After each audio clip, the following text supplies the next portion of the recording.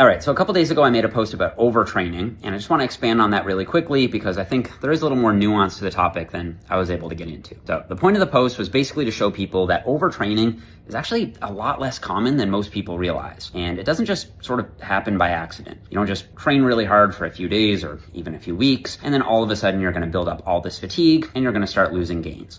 That's not how it works. And to make that point, I showed a few scientific studies which basically showed that even when you throw these brutally high volume, high intensity, high load training programs at people, they usually don't actually overtrain. But I think a lot of people found this counterintuitive because we've all had the experience where we feel really tired from training, especially if we've been training really hard for a long time. So what's going on there?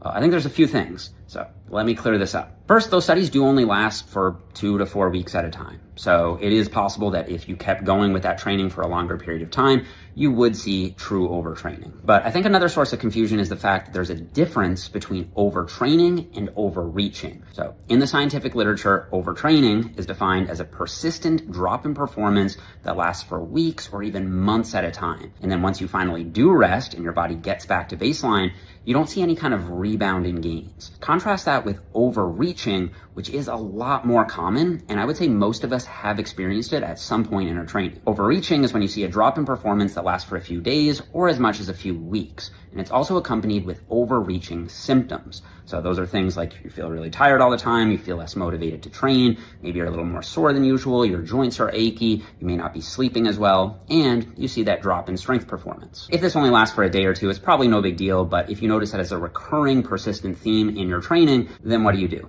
All you need to do is take a deload week. So take a week where you train a little bit lighter, drop your volume back. So if you normally do 3 or 4 sets per exercise, do 1 or 2 sets per exercise. And if you're the type of person that always goes all the way to failure on every single set, just stop doing that for a week. This isn't going to slow your gains down. In fact, if you are truly overreached, by taking the deload week, you'll actually see better gains when you come back and you start training hard again. And that's called the supercompensation effect, where in true cases of overreaching, we do tend to see a rebound where you actually make better gains once you recover, once you get back to baseline. But I do think that the overall message should be that you can go in the gym, you can push yourself really hard, and you probably don't need to worry about true overtraining. If you are overreaching, take a week, train a little bit lighter. If you're in a caloric deficit, maybe boost your calories back up to maintenance for a week. That'll fix you up. You'll get back in the gym and make better gains than you were ever making before.